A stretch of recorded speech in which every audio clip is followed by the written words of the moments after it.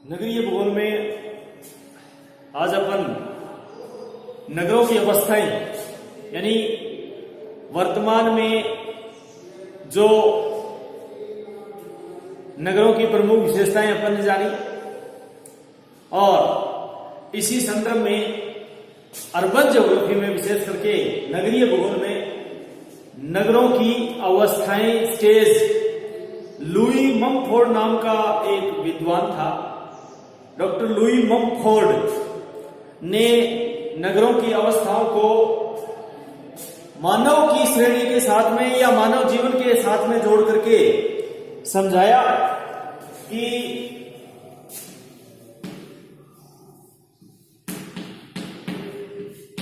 नगरों की अवस्थाएं स्टेज नगरों की अवस्थाएं लुई ममफोर्ड नाम का विद्वान था। उन्होंने नगरों को मुख्य रूप से जो मानव जीवन की जो जैसे मानव जीवन प्रारंभ होता है पूर्व शिष्यावस्था, बाल्यावस्था, प्रौढ़ावस्था और वृद्धावस्था, तो लुई ममफोर्ड ने मानव की जो जीवन की जो प्रक्रिया है उनके साथ में जोड़ करके और नगरों की अवस्थाओं को बताया। उन्होंने कुछ नाम दिए थे नगरों की अवस्था यानी स्टेज। जैसे शुरू में नगर पनपता है, शुरू में मानव की जो बाल्यावस्था होती है उसकी कल्पना की है। कहने का मतलब है कि नगरों की अवस्था को सबसे पहली अवस्था जो इन्होंने बताई उन लुई ममफोर्ड के अनुसार इन्होंने इयोपोलिस शब्द दिया था। एक इयोपोलिस अर्थात प्राचीनतम अवस्था यानी कि सबसे प्रारंभिक अवस्था, प्राचीनतम अवस्था इयोपोलिस। सबसे पहले इयोपोलिस ये लुई ममफोर्ड ने दिया था शब्द इयोपोलिस। लुई ममफोर्ड ने नगरों की अवस्था को समझाने के लिए इयोपोलिस एक शब्द दिया था, इयोपोलिस। जब अब इयोपोलिस के बारे में क्या बताया, मानवीय अवस्थाओं से जोड़ा इन्होंने, मानवीय अवस्थाओं के साथ में जोड़ा। जब मनुष्य ने, जैसे इन्होंने लुई ममफोर्ड ने कहा कि जब मनुष्य ने उपयुक्त क्षेत्रों में कृषि और पशुपालन उद्यमों का विकास किया तो वे उनमें क्या है कि मानव स्थायी रूप से जिसको बोलते हैं हमने एक प्रकार का स्टेबिलिटी बोलते हैं, स्थायी रूप से मानव ने स्टे किया या यूं समझिएगा स्थायी रूप से टिकने लगा और इनमें जो आवश्यकताओं की सभी चीजें उपलब्ध कराने के लिए जो मानव की सभी जो मूलभूत आवश्यकताएं होती हैं उनको उपलब्ध कराने के लिए छोटी छोटी दुकानें और व्यापारिक दुकानें बनाई गई। कहने का मतलब इयोपोलिस में सबसे पहले मनुष्य ने सभी जो रहने का क्षेत्र है उसमें कृषि और पशुपालन और उद्यमों का विकास किया और उनमें स्थायी रूप से रहकर टिकने लगा और इसमें आवश्यकता की सभी चीजें उपलब्ध कराने के लिए छोटी छोटी दुकानें और व्यापारिक दुकानें बनाई गई। इन्हीं जो दुकानों से या इन्हीं रहने से गांवों के जो ग्रामीण इलाका था गांवों से कालांतर में नगरों का प्राचीनतम की बात है नगरों का कालांतर में जन्म हुआ और कालांतर में नगरों का जन्म माना जाता है। चीन और भारत में आज भी अनेक ऐसे क्षेत्र हैं, अनेक ऐसे कस्बे हैं जो प्राचीनतम अथवा ईओपोलिस के नाम से जाने जाते हैं। पहली अवस्था, मनुष्य ने स्थायी रूप से रह करके खेती करना, पशुपालन करना और स्थायी टिक करके काम करना, स्टे करना, रह करके और अपनी आवश्यकताओं की पूर्ति के लिए दुकानों और उद्यमों को स्थापित किया, छोटी छोटी दुकानें लगाई और दुकानों से अपनी आवश्यकता की चीजें, आवश्यकता जो छोटी छोटी दुकानें बनाई और दुकानें बना करके और इन्हीं गांवों से कालांतर में नगरों की ओर आकर के जो बसना है और यहीं से मानव ने नगरों का जन्म माना जाता है। और भारत और चाइना में आज भी अनेक ऐसे कस्बे हैं। दूसरी अवस्था पोलिस, ईओपोलिस प्रथम, दूसरी पोलिस। लुई मकफोर्ड ने नगरों की द्वितीय अवस्था बताई पोलिस, यानी कि नगरों की जो अवस्थाएं हैं उसमें ईओपोलिस, पोलिस। अब ये पोलिस क्या है, यानी कि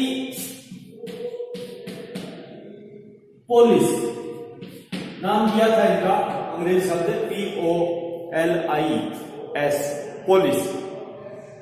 अर्थात जब एक जैसी भौगोलिक स्थिति, यानी कि एक जैसी भौगोलिक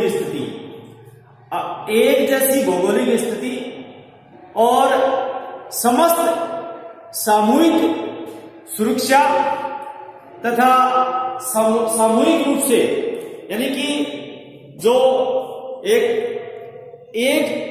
सी भौगोलिक स्थिति और समान सामूहिक सुरक्षा तथा कार्यों को संपादित करने के लिए अनेक गांव आपस में मिल जाते हैं। कहने का मतलब जब एक सी भौगोलिक स्थिति और समान सामूहिक रूप से कार्यों को, सामूहिक रूप से सुरक्षा तथा कार्यों को संपादित करने के लिए अनेक गांव आपस में मिल जाते हैं, तो इस अवस्था का प्रादुर्भाव होता है, इस अवस्था का जन्म होता है। और इसमें सामान्यतः साधारण यंत्रों,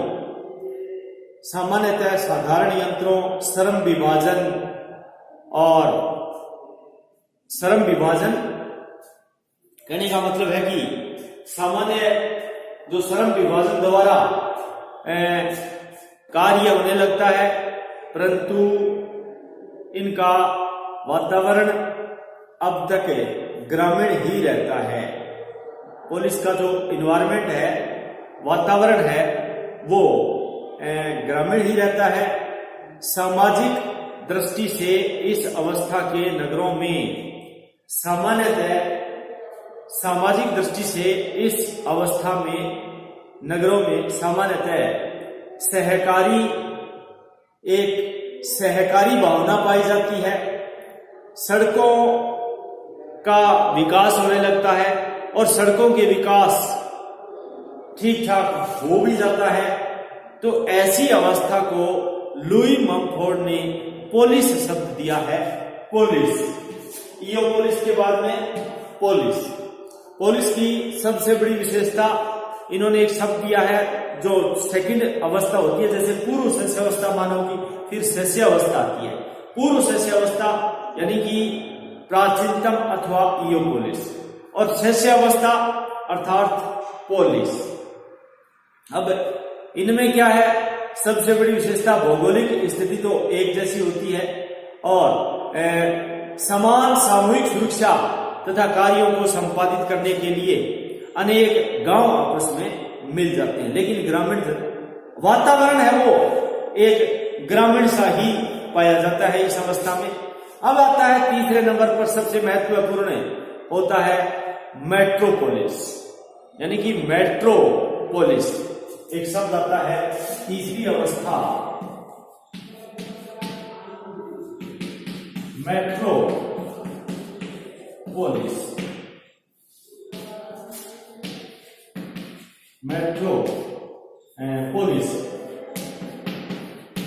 मेट्रोपोलिस अपने मेट्रो सिटी बोलते हैं, यानी मेट्रोपोलिस। लुई मोंफोर्ट ने नाम दिया तीसरी अवस्था का, जैसे पूर्व शिष्यावस्था, शिष्यावस्था, बाल्यावस्था, ये एक जो मानव के जीवन की अवस्थाएं होती हैं। जन्म लेता है बच्चा और जैसे पूर्व शिष्यावस्था होती है, जन्मते ही इयोपोलिस, शिष्यावस्था, बाल्यावस्था, यानी मेट्रोपोलिस। जब किसी क्षेत्र विशेष में मेट्रोपोलिस किसे कहा गया है, लुई मोंफोर्ट ने क्या मेट्रोपोलिस की डिफाइन किया है, ये कई बार डिफाइन करने आ जाते हैं कि what is the metropolis, what is the police and metropolis between the difference. कहने का मतलब है पोलिस और मेट्रोपोलिस में भिन्नता क्या है, अंतर क्या है। तो मेट्रोपोलिस जब किसी क्षेत्र विशेष में अनेक वस्तुएं होती हैं, एक क्षेत्र विशेष में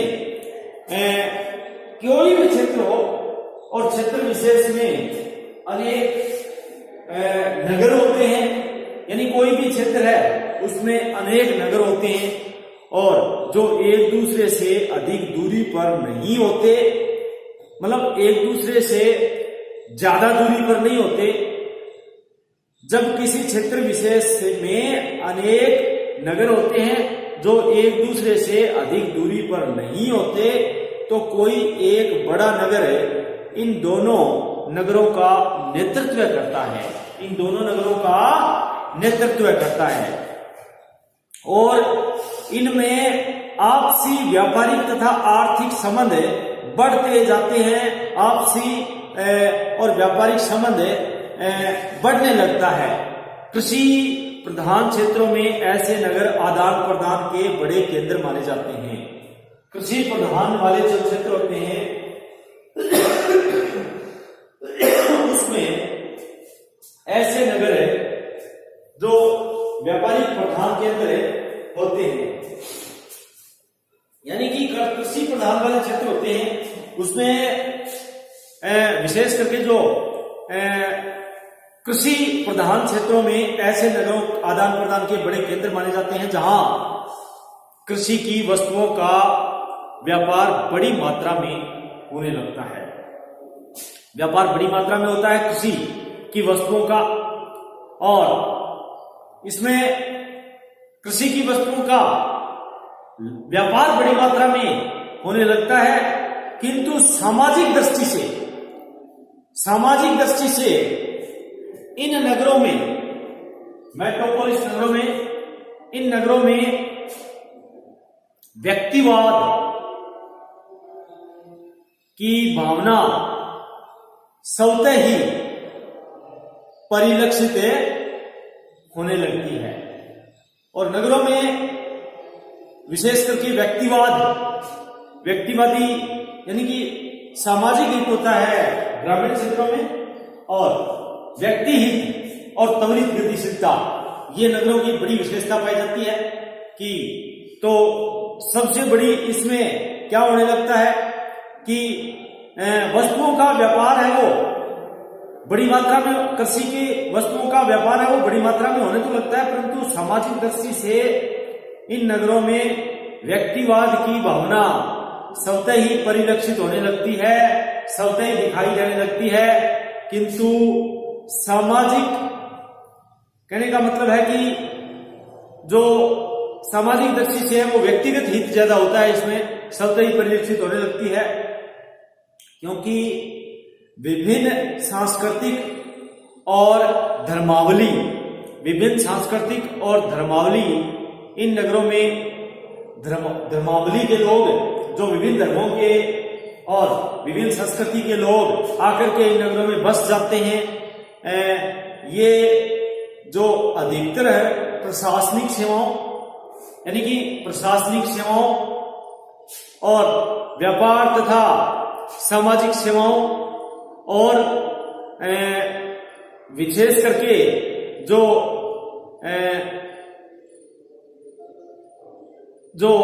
व्यापारिक प्रतिष्ठान होते हैं उसमें लगे रहते हैं ये लोग। अतः आपसी सहयोग की भावना कम हो जाती है। आपसी सहयोग की भावना इन नगरों में कम होने लग जाती है और सामाजिक और आविष्कारों में लगे रहते हैं। सामाजिक सेवाओं और आविष्कारों में ज्यादातर लोग संलग्न होते हैं और आपसी सहयोग की भावना कम हो जाती है। सांस्कृतिक भूदृश्यों, सड़कों, इमारतों आदि में नगर की समृद्धता का एक जो संपन्नता का या यूं समझिएगा कि उसकी धनाढ्य का संकेत मिलता है इन नगरों में। सबसे बड़ी बात सांस्कृतिक भूदृश्यों, सड़कों, इमारतों आदि से नगर की जो संपन्नता है, नगर की जो संपन्नता है उसके संकेत इनमें मिलता है। तो मेट्रोपोलिस एक जब किसी क्षेत्र विशेष में अनेक नगर होते हैं जो एक दूसरे से अधिक दूरी पर नहीं होते हैं और एक बड़ा नगर है दूसरे दोनों नगरों का नेतृत्व भी करता है और इनमें आपसी व्यापारिक आर्थिक संबंध बढ़ने लगता है। कृषि प्रधान क्षेत्रों में ऐसे नगरों का आदान प्रदान बड़े केंद्र माने जाते हैं और जहां कृषि वस्तुओं का व्यापार बड़ी मात्रा में होने लगता है, परंतु सामाजिक दृष्टि से इन नगरों में व्यक्तिवाद की भावना स्वतः ही परिलक्षित होने लगती है और कारण इनका यह है कि विभिन्न संस्कृति और धर्मावली इन नगरों में बस जाते हैं। अधिकतर प्रशासनिक सेवाओं, व्यापार, सामाजिक सेवाओं और आविष्कारों में लोग लगे रहते हैं। अतः आपसी सहयोग की भावना कम हो जाती है। सांस्कृतिक भूदृश्यों, सड़कों, इमारतों इनसे नगरों की जो संपन्नता के संकेत मिलना शुरू हो जाते हैं। तो ये कहलाती है मेट्रोपोलिस। ये मेट्रोपोलिस लुई मंगफोर्ड ने जो सबसे महत्वपूर्ण जो नगरों की एक झलक यहां दिखाई पड़ती है, क्योंकि नगरों में सामाजिक हित की बजाय व्यक्तिगत हित ज्यादा होता है। इसके बाद में चौथी जो स्टेज आती है, चौथी अवस्था जो लुई मंगफोर्ड ने बताई थी वो मेगालोपोलिस, यानी मेगालोपोलिस। चौथी अवस्था मेगालोपोलिस है ना, मेगालोपोलिस। ये मेगालोपोलिस क्या है? यानी मेगालोपोलिस चौथी अवस्था बताई थी।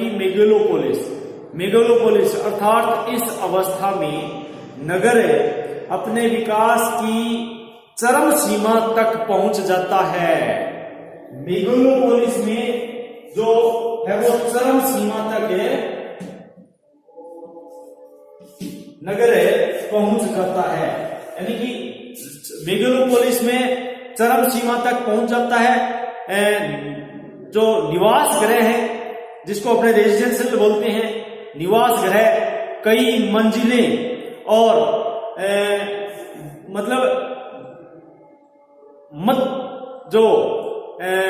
कहने का मतलब है कि बहुमंजिल एक शब्द आता है। निवास गृह कई मंजिलें होते हैं और जिसको बोलते हैं अपने एक मंजिल के बाद में दूसरी, तीसरी, चौथी, पांचवी, छठी, सातवीं, आठवीं, ये भव्य जिसको बोलते हैं अपने भव्य। कहने का मतलब है कि निवास गृह कई मंजिले और भव्य हुआ करते हैं इसमें मेगालोपोलिस में। बाजार पूर्णतः इसमें विस्तृत होता है, एक मार्केट होता है, पूर्ण रूप से विस्तृत होते हैं बाजार जिनमें मानव आवश्यकता की सब वस्तुएं जो मानवीय आवश्यकता की टोटल वस्तुएं कीमतों से मतलब कीमती से कीमती जो वस्तुएं होती हैं, जो मूल्यवान होती हैं, यानी कीमती से कीमती यहां पर मिलती हैं। और इस नगर में पर्याप्त साधन व जनसंख्या घनी होती है, पर्याप्त साधन होते हैं और जनसंख्या घनी होती है। जनसंख्या घनी होती है और घनी आबादी होती है, परंतु नगरों का लगातार दृष्टि से कहने का मतलब है कि लगातार नगरों का जो कंटिन्यू है वो दूषित प्रदूषण जिसको बोलते हैं, दूषित व कई समस्याओं का घर भी हो जाता है। कहने का मतलब यह है कि नगरों का जो एक इन्वायरमेंट है, नगरों का इन्वायरमेंट है वो पोल्यूशन से रहित हो जाता है, नगरों का वातावरण दूषित हो जाता है इसमें मेगालोपोलिस में, और कई समस्याओं का घर भी हो जाता है। और कहने का मतलब है कि ये कई समस्याओं को जन्म शुरू यहाँ होता है। श्री ममफोर्ड के अनुसार पेरिस है, न्यूयॉर्क है, लंदन है व भारत के कोलकाता, दिल्ली, मुंबई जिसको बोलते हैं अपने महानगर, दिल्ली, मुंबई, कोलकाता और चेन्नई, कानपुर इसी श्रेणी में आता है। ऐसे नगरों में ही आते हैं, यानी कि मेगालोपोलिस में आते हैं। विश्व स्तर पर ने तो उदाहरण मेगालोपोलिस के पेरिस है, न्यूयॉर्क है, अपने लंदन है, और भारत का कोलकाता, मुंबई, दिल्ली, चेन्नई, ये भारत के हैं, कानपुर, ये इसी श्रेणी में आते हैं, मेगालोपोलिस की श्रेणी में। यानी चौथी अवस्था इन्होंने मेगालोपोलिस की बताई थी लुई ममफोर्ड ने, और पांचवी अवस्था जो है आगे वाली टायरेपोलिस, यानी इन्होंने लुई ममफोर्ड ने टायरेपोलिस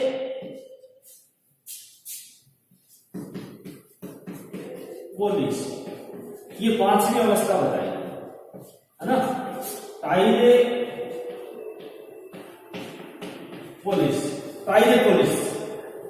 ये पंचम अवस्था है, पांचवी अवस्था टायरेपोलिस।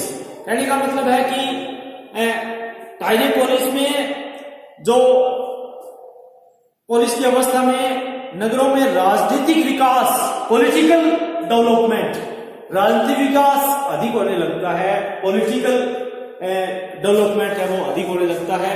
और इस संबंध में जो नगरों के जो श्रम विभाजन होता है, श्रम संबंध उसमें टायरेपोलिस में जो श्रम संबंध है वो बिगड़ने शुरू हो जाते हैं, बिगड़ जाते हैं। श्रम संबंध है वो थोड़े से इसमें अस्त व्यस्त होने लगते हैं, बिगड़ जाते हैं। जो व्यापारिक है, विभिन्न प्रकार के जो व्यापारिक है और विभिन्न प्रकार के मंदिरों के कारण आर्थिक जीवन जो है वो एक असंतुलित और प्राय अस्त व्यस्त सा ही हो जाता है। अनेक बार नगरों की स्थिति बड़ी अनियंत्रित हो जाती है, अतः जो सैनिक सहायता की भी आवश्यकता इसमें पड़ती है। ऐसी स्थिति में उद्योगों तथा सामाजिक सेवाओं का ह्रास होने लगता है और मानव जीवन असुविधाजनक हो जाता है। मानव जीवन इसमें मानव को अधिक सुविधाएं नहीं मिल पाती और परिणाम स्वरूप नगर शून्य हो जाते हैं इस अवस्था में, और जनसंख्या का अधिक सुरक्षित रहना यहाँ पर बिल्कुल नहीं होता है, अधिक सुरक्षित रहना बिल्कुल नहीं होता है। कहने का मतलब है कि ये जो अवस्था है ये नगर की थोड़ी सी एक कंजक्शन जिसको बोलते हैं असुरक्षित बन जाती है। छठी अवस्था आती है नेक्रोपोलिस। नेक्रोपोलिस।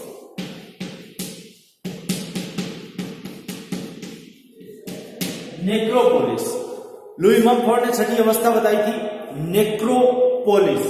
ये लास्ट इस अवस्था में नगरों का जो पतन होने लगता है। नेक्रोपोलिस मीन्स नगर पतन की ओर, नगर उजड़ जाता है, बहुत खाली होना शुरू हो जाता है, लोगों का नगर के मध्य में रहना बड़ा मुश्किल, नगर से अंदर से बाहर की ओर लोग पलायन करने शुरू होते हैं और नगर एक सुनसान। इसका कारण क्या है? महामारी है, दुर्भिक्ष महामारी होती है। अब इसमें नगरों में जो यूं समझिएगा कि युद्ध जैसी स्थिति नेक्रोपोलिस में आ जाती है। युद्ध महामारी इनका मेन कारण है। और नेक्रोपोलिस की जो अवस्था है वो नगरों का पतन यूं कह सकते हैं। नगरों का पतन जो वृद्धावस्था के बाद में 60-70 साल के बाद में जो वृद्धावस्था होती है उसमें जो सन्यासी सन्यास आश्रम होता है, इस प्रकार से इन्होंने जोड़ी। इसके बाद में एक सबसे महत्वपूर्ण आता है नगरमाल या सन्न नगर। नगरमाल या सन्न नगर कई बार आता है, कोनुरुबेसन शब्द आता है, यानी कि कोनुरुबेसन, नगरमाल या सन्न नगर। ये एक बहुत ही इंपोर्टेंट टॉपिक है। नगरमाल या सनन नगर, कोनुरुबेसन बोलते हैं। कोनुरुबेसन अंग्रेजी में का शब्द है कोनुरुबेसन, यानी कि नगरमाल का तात्पर्य लगातार फैले हुए नगरों से है। लगातार फैलते जाते हैं नगर, लगातार फैले नगरीय क्षेत्र से किया जाता है। इसका तात्पर्य कहने का मतलब है नगरमाल का तात्पर्य लगातार फैले नगरीय क्षेत्र से लिया जाता है। इसका तात्पर्य यही होता है, नगर जब अपने आकार के साथ साथ में जनसंख्या में भी जो भारी वृद्धि प्रदर्शित करता है और जो दो या दो से अधिक नगर आपस में जुड़ करके और एक जो घनी आबादी वाला या घनी बस्ती वाली एक नगरीय पेटी को जन्म देता है, उसे नगरमाल कहा जाता है। अर्थात नगरों की एक माला, नगरों की माला, नगरमाल, एक के बाद एक जो मणियों के रूप में नगर का उस माला के हिस्से बन जाते हैं। कहने का मतलब यह है कि नगर की एक घनी पेटी सी बन जाती है और नगरमाल के लिए एक प्रोफेसर आर.एल. त्रिवेदी ने बड़ी अच्छी लाइन लिखी है कि एक निश्चित क्षेत्र में लगातार रूप से नगरीय विकास का पाया जाना नगरमाल कहलाता है। यानी एक निश्चित क्षेत्र में लगातार नगर के नगरीय विकास का पाया जाना नगरमाल कहलाता है। दो नगर या दो से अधिक जिनकी प्रशासनिक इकाइयां भिन्न भिन्न होती हैं और वो आपस में जुड़ करके एक हो जाते हैं, वो नगरमाल कहलाते हैं। जैसे पैट्रिक गिड्स नाम का विद्वान था, पैट्रिक गिड्स महोदय का मत है कि नगरमाल के आसपास के क्षेत्र में बदलती हुई विशेषताओं को बताता है। नगरमाल के लिए कई नाम भी सुझाए गए हैं, जैसे एकत्रित बस्तियां, एग्लोमरेशन होती है, एक एग्लोमरेशन टाउन, नगरीय प्रदेश, सिटी रीजन बोलते हैं, नगर समूह है जिसको अपने कोग्लोमरेशन बोलते हैं। किंतु नगरमाल जो कोनुरुबेसन है वो अधिक एक पुष्टि संगत लगता है। गेडिस ने इस आधार पर जो ग्रेटर लंदन है उनको नगरमाल की संज्ञा दी और नगरमाल का अध्ययन करके अगर यदि परिभाषित करें तो नगरमाल एक लगातार भवनों की श्रृंखला से बसा हुआ क्षेत्र होता है और जिसमें कल कारखाने होते हैं अन्य भवन भी होते हैं, पोताश्रय, शहरी बगीचे भी होते हैं, खेल के मैदान आदि ये सभी चीजें होती हैं और ग्रामीण क्षेत्र से अलग नहीं होते। यद्यपि जो ग्रेट ब्रिटेन देश है उसमें ग्रामीण क्षेत्र को भी सम्मिलित किया गया है इसमें, जो अभी तक कृषि के उपयोग में आती है। कहने का मतलब है कि नगरीय भूखंड को अर्बन जो एक भूखंड होता है और अधिक संगत ठहराया जाता है। कहने का मतलब कई नगरीय क्षेत्र ऐसे हैं जो एक सुरक्षा राजनीतिक इकाई के अंदर मिलते हैं और डिकिंसन ने ऐसे को एक विशाल क्षेत्र से लिया है जिनमें प्रशासनिक भूदृश्य के रूप में झलकते हैं। और भारत में यदि इसके उदाहरण दें तो नगर समूह है जो 2 या 2 से अधिक नगरों से मिलकर के बनते हैं, जो या तो एक लगातार पेटी के रूप में फैले रहते हैं या फिर एक दूसरे के समीप बसे रहते हैं। इनकी अपनी प्रशासनिक इकाइयां तथा जिसमें कहने का मतलब नगर पालिका है, कैंटोनमेंट है, अलग अलग नाम है, ये पंचायत है, टाउन एरिया है, नोटिफाइड एरिया है, ये सभी चीजें इसमें प्रशासनिक इकाइयां होती हैं। और लुई मम्फोर्ड ने नगरमाल की यदि परिभाषा देखें, लुई मम्फोर्ड ने नगरमाल की परिभाषा को किस प्रकार से परिभाषित किया है, तो लुई मम्फोर्ड के अनुसार एक बहुत बड़े नगर के बाहर की ओर, एक बहुत बड़े नगर के बाहर की ओर सड़क के सहारे सहारे काफी दूर तक नगरीय विकास की जो प्रवृत्ति का पाया जाना नगरमाल कहलाता है। धन्यवाद।